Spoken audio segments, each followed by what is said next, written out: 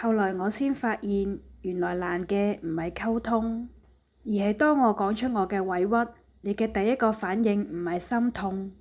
而係對我嘅反駁。你話我成日嬲，唔將心裏面嘅諗法同你講，但每次當我講出嚟嘅時候，你都唔將我嘅委屈當一回事，你只係覺得我又喺度無理取鬧，覺得我只會抱怨同指責，最後又陷入一場誰對誰錯嘅漩渦裏面。以前成日都覺得溝通係最重要，後知後覺先發現，原來理解先係最重要。永遠都唔好隨便責怪你生命裏面出現嘅任何一個人，好嘅人帶俾你歡樂，